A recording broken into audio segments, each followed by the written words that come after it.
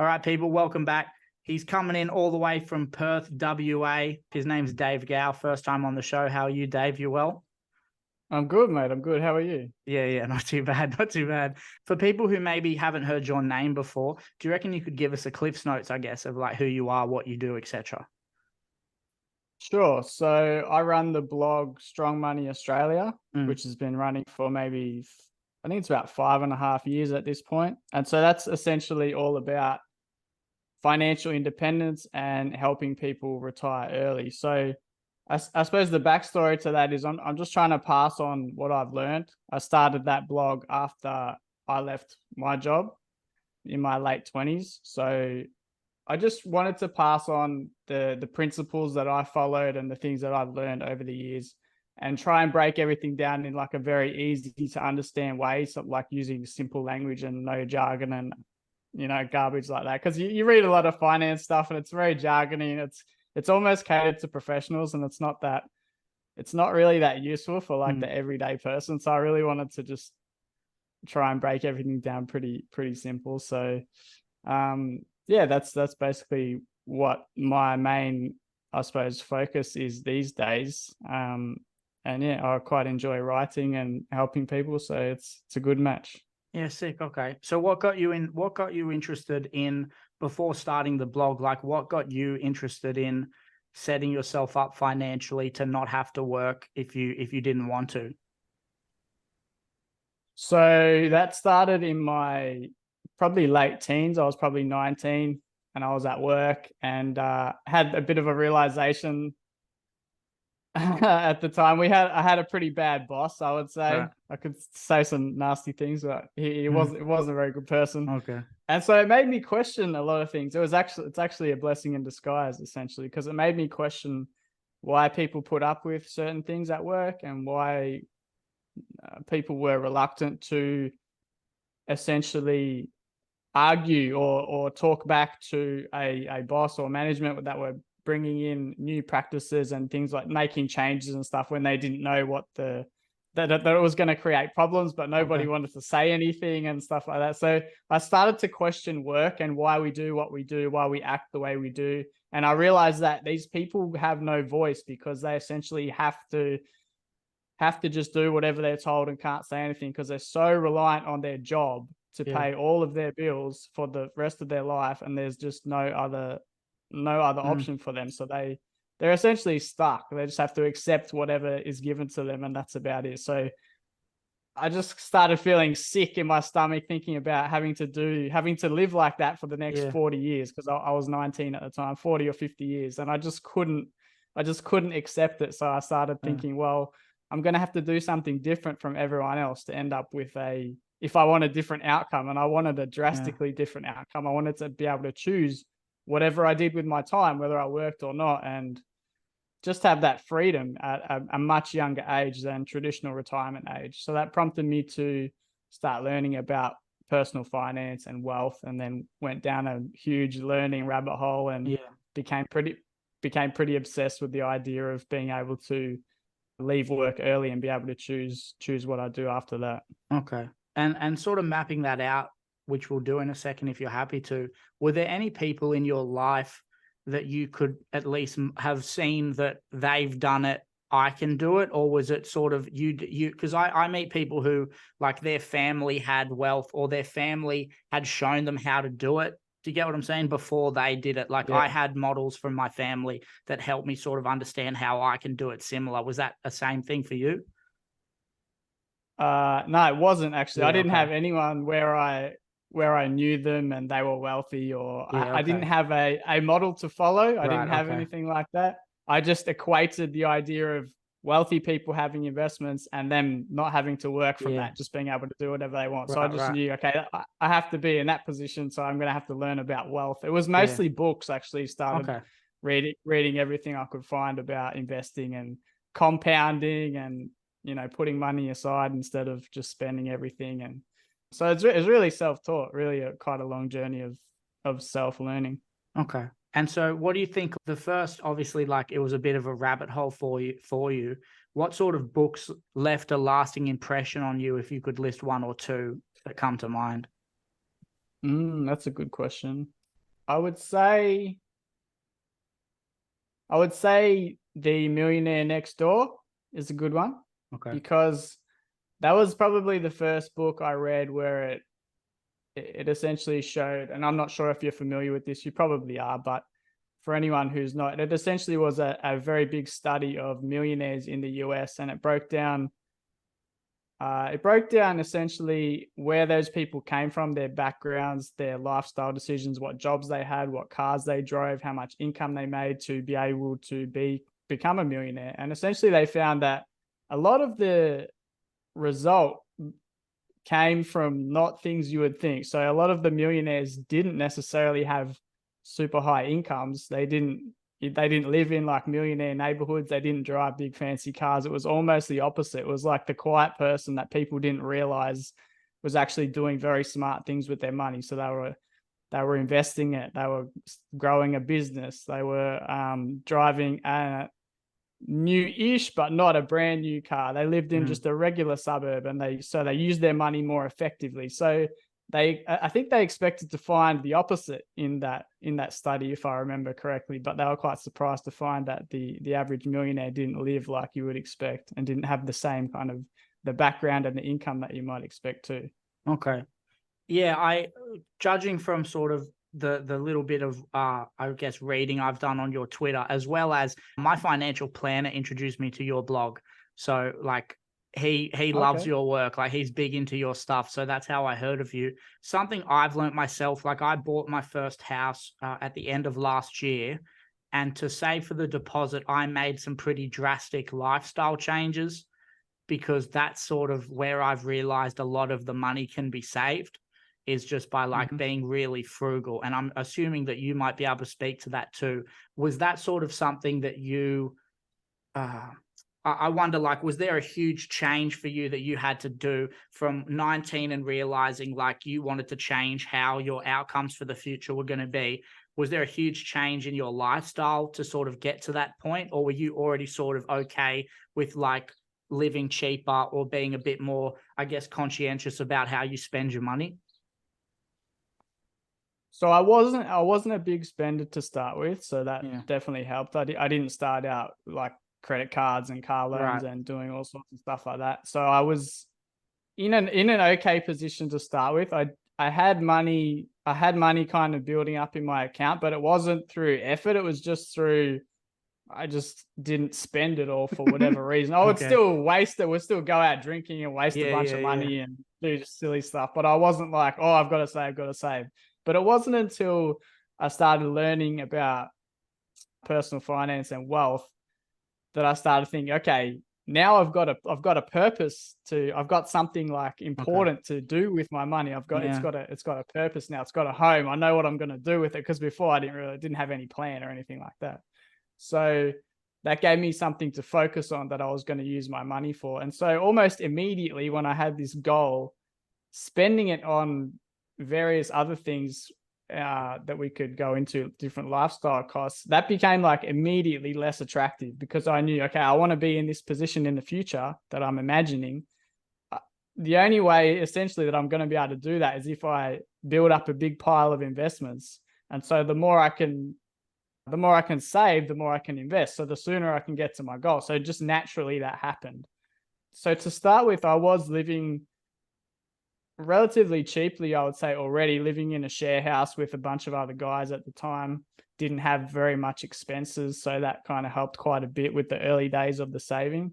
So as you rightly point out, like, it's, if you've got a big goal, if you've got something that you want to achieve, and if it's like buying a house or anything like that, it's very difficult to have the exact lifestyle you want while also make a lot of progress towards a goal that might be important to you, like a financial goal. It's just very hard to do both of those things at once. So a lot of times it's just a case of choosing a priority and focusing on that. Because if you try and do both, you're probably not going to get much of the benefits of either. So I'd say it's really important to focus on one thing and go for that.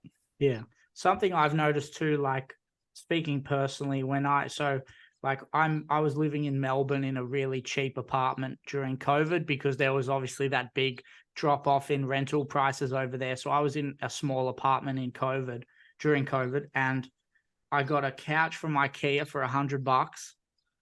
It was a piece of shit, and I got a free TV.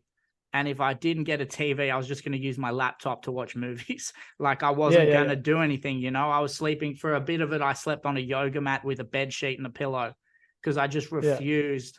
I just refused to spend money out of principle because I wanted a house. You know what I mean? And it's interesting. Oh, sorry. I was just going to say, it's interesting because in the share house, we actually, a couple of the couches we had were like hard rubbish couches. Like, oh, that looks all right. Let's take take it back to the house. Yeah. So we did heaps of stuff like that because I don't know. It just makes sense, you know? Yeah. I think, I don't know if it's I've only noticed it recently too, but like, I think guys just don't give a fuck as well. There's that, what is it? There's like this famous meme, right? Where there's a picture of like an empty room with the chair and like maybe a TV or a computer or something. And the guy's like, how good's my setup? And women are just like freaking out over it. Just like, how can you live like that? And the guys are like, yeah, that looks pretty good. That looks pretty good. It's not fine. Yeah. Like it's a weird one, man. And I don't know if you can, like, if you feel this way, but I became super frugal because I knew that's what I had to do to sort of get my foot in the door with the property. And that was sort of my overall goal for like 3 years. I was working towards it. And I made so many drastic changes in how I lived my life and how I spent my money and what I valued doing with my time that now I just do those things naturally. And I sort of look back on how I used to use my time and how I used to waste my money. And I don't want to go back to it, even though I originally planned like when I'm rich, I'll go back to that stuff. And I don't want to now. Do you know what I mean? I don't know if that's something you felt as well. Yeah, 100% understand what you're talking about. Cause it's funny. It's like, okay, well, I'll kind of forego these things now, focus on my goal. And then later I can have those things. But a lot of times what you find, I was a bit like that too. Cause I had a more, I suppose, plans for a more materially luxury life than I do now. Like I just thought of some of the other things of being wealthy, you know, having like a nice house on the beach or like just all these other random things that people think of when you think of wealth. So I did have plans like that, but what you find is, and it sounds like you've found the same thing, is that as you make these changes and as you start saving and investing and putting your money in places that you've deemed are more important than your previous plans, what you find is you're not actually less happy. You're not actually like, oh, I'm so miserable. I can't wait till I can spend my money on whatever the previous plan was. I can't wait till I can do that again. So I think after you do that for a couple of years, especially whether it's lifestyle changes or whatever it is, you realize, I actually feel the same. I don't feel like I'm missing out. I'm actually happy with what I'm doing right now. So like you said, why do I need to? I don't need to do that other thing that I was going to do before. That doesn't make sense to me, because what's happened is your values have changed and your priorities have changed. So you no longer value that old lifestyle that you did before. So it's really interesting how that changes over time. It's the opposite of what people think, because people tend to think, oh, I'm going to be so miserable if I adopt this frugal lifestyle. And maybe initially that can be true, especially if it is drastic, if people are accustomed to like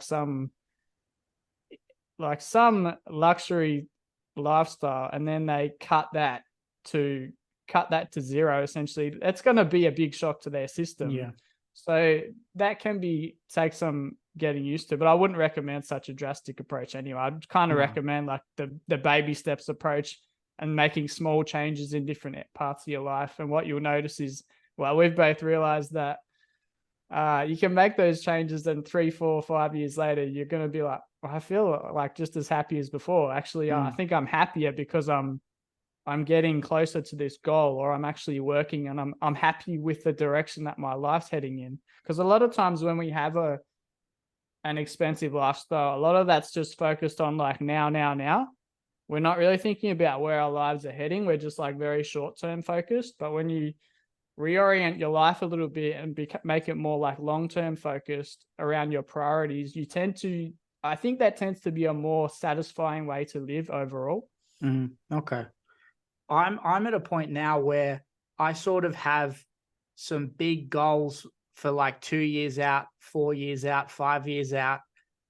I don't plan my day to day, and then I'm just sort of like, I don't know, like hustling to plan my day out each day as it comes, which is not good either. So I'm still trying to find that middle ground, I guess. But one thing I wanted to ask you, which is a bit off topic maybe, but like your testament, I guess, to deciding early on that you want to do something other people have not done before, or less people are inclined to do, because you weren't happy with what your life was probably going to look like if you didn't change anything.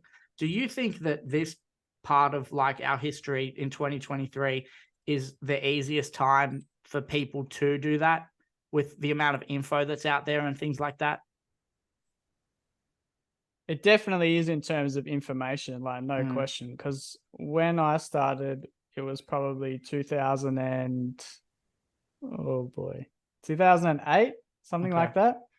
And so there wasn't any blogs, there wasn't any podcasts, there wasn't anything like the online world didn't really exist like it exists. It was very old school. There was, a couple of magazines and some good books that were out. But now there's like communities for everything, and there's just endless content. So people are really spoiled for choice when it comes to education and learning about absolutely any topic that they want. So it's definitely never been easier in that regard, never been easier to access the right information.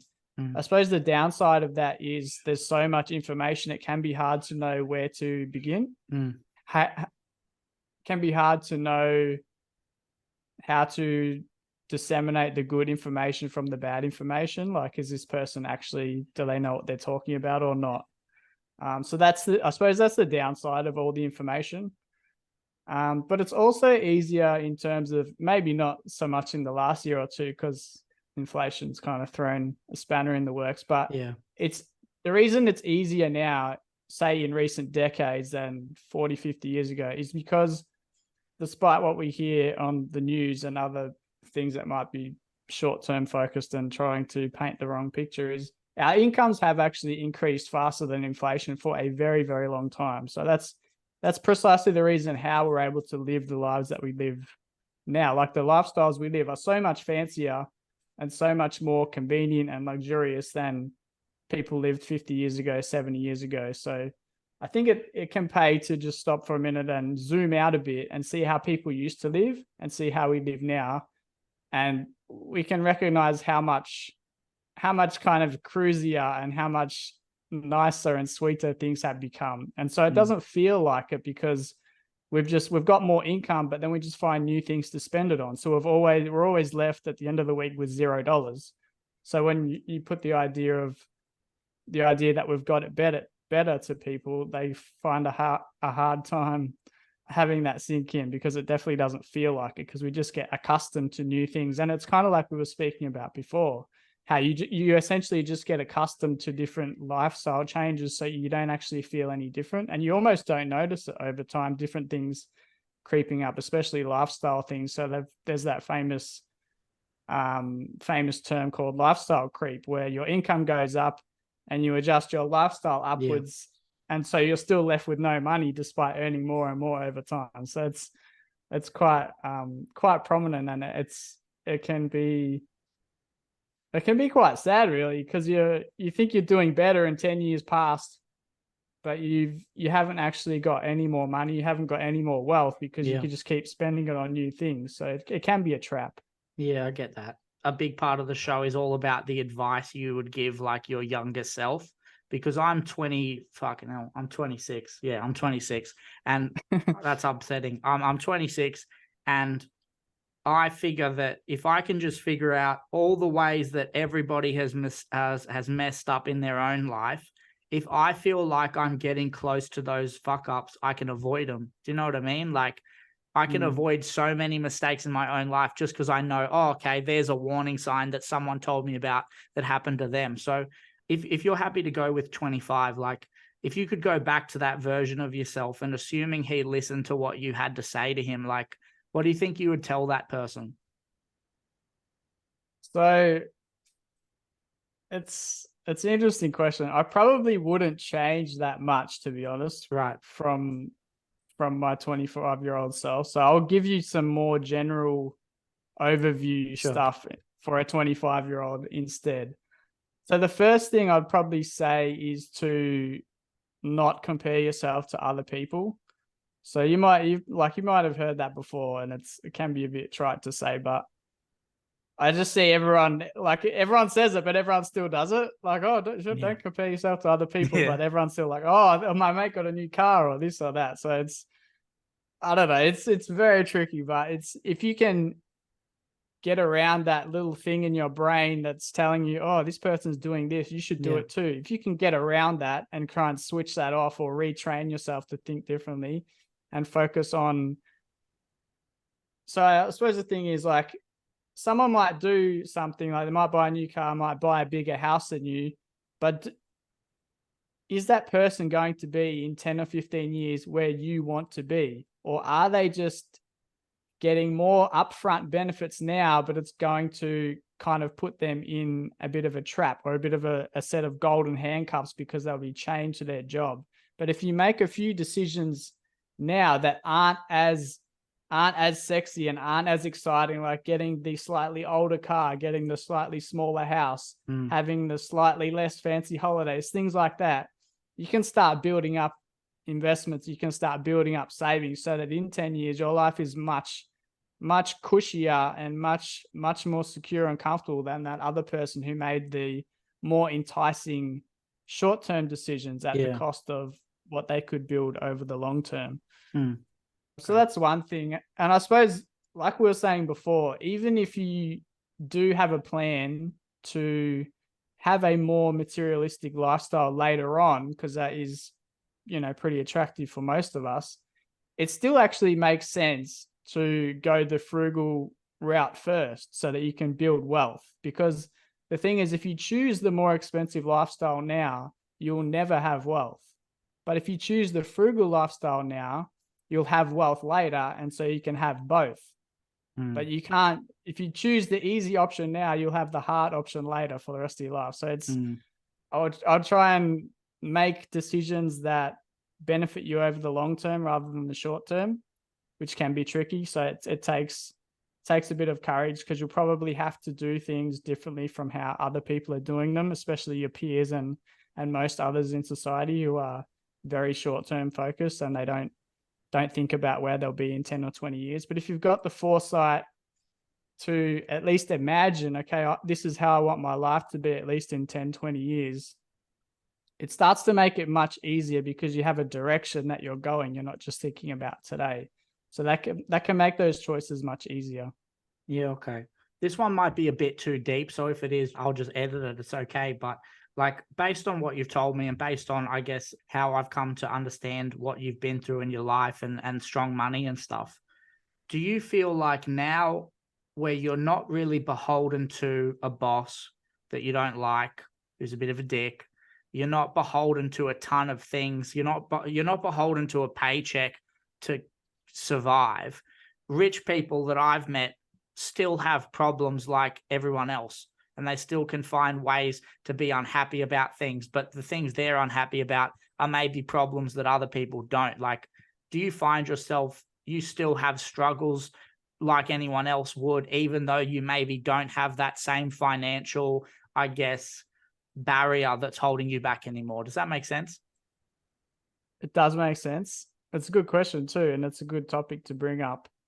So you will definitely experience, regardless of whatever your financial situation is, you will still experience the full range of human emotions. There's no escaping that. So you'll still have days where you're like grumpy and you don't know why, or there'll still be days where you don't feel like doing anything, or you're just like 3 or 4 things that are annoying you and you can't seem to kind of shake that mood away. So it still happens, man. There's no kind of escaping it. I think it's just part of human nature. But your problems probably just change. The mind does tend to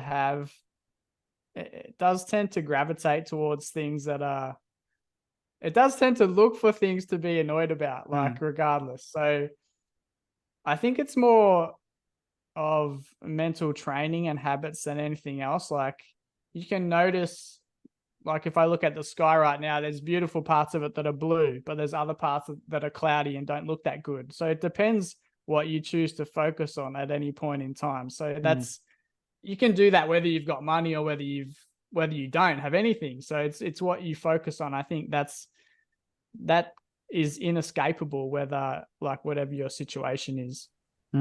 Yeah, okay. For young people listening, because most of the people that do listen are my age or a little older, do you reckon you could give them, I guess, your reasoning for why people listening should consider investing if they're not doing it already? Yeah. They should definitely invest. That's for sure. I think we can agree on that. As for the reasons, that'll probably depend on the individual, but for me, the main reason was for freedom. So that the more, I was never going to be able to have control over my life and choose whether I work or not, and be in the position I wanted to be in if I didn't have investments. It just was not going to be possible. So investments give you more control over your situation. They give you more choices in life, essentially just more options. It's very simple. I mean, some people like the security aspect of investments and having wealth. Some people like the freedom aspect. But I think one thing that's underappreciated is even if you don't have like a large amount of wealth, even just the first couple of years of having a good financial cushion, having good habits, and building some investments just gives you so much confidence, because you no longer worry about, oh, what happens if I lose my job? Yeah. Because you'll be fine. You no longer worry about, oh, what happens if the car breaks down? Oh, I need to move house. I need to get a new fridge. I need to do this, need to do that. Because once you've got even just a small amount of wealth, so many of life's problems become just like little flies that you can just swat away. So life becomes a lot easier even without a lot of wealth, just with a small pot of investments. So I would say that don't underestimate the confidence and the peace of mind that investments can give you. Okay. Last question before we get out of here. Why is the East Coast sleeping on Perth? Are you talking about real estate? No, just life. Like, everyone I've met in Perth is like you, super chill, man. Like, they just seem relaxed and like they've got a positive attitude. Like, I used to, in another life, I worked at a prison, and the trainers of the prison who trained me to be a guard were from a prison in Perth. And they were just like, so much crazy shit happened at that prison, and they just approached it like you are doing right now, with a smile. And it's just, everyone I've ever met from Perth has your temperament, and I don't understand why. So explain it to me. Wow. That's interesting, actually. Yeah. I have heard other things like that from people that have Yeah. visited Perth. Interesting point. I'm not actually from Perth. So Right, maybe okay.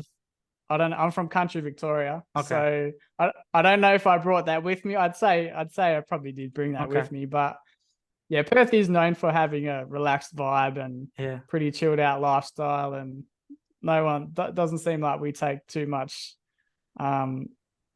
don't take things too seriously. So I don't know if it's just because we're a smaller city, so we're not as like hustle bustle and all the rest of it. So I'm not sure if that's what it is, or we have less. Maybe we're less businessy and more lifestyle oriented, because I know people do come from the East Coast, come over here for a bit of a quieter life where they can still get a like decent job without having to put up with a lot of the crazy hustle bustle of Sydney and Melbourne. So that could be part of it too. I'm not sure if it's a thing entirely. I think some other states are also known for being pretty chilled. Yeah, probably. Look, I haven't spent a lot of time in Queensland, but I hear a similar thing up there too. Yeah, But I've heard that too. Yeah, I'm from Newcastle originally, grew up on like New South Wales origin. So it's rude to be too respectful to Queenslanders. It's in my blood. Do you mind just letting people know, how they can get in touch with you if they want to, or how they can check out Strong Money, and then we'll get out of here? Sure. So they can go to the website, which is strongmoneyaustralia.com. There's also a Facebook page, Strong Money Australia, and I'm on Twitter at Strong Money Oz, so AUS. And that's about it. Easy, easy. Thank you so much, dude. I really appreciate you coming on. Thanks for having a chat with me. I really appreciate it. No worries. Thanks for having me. Easy.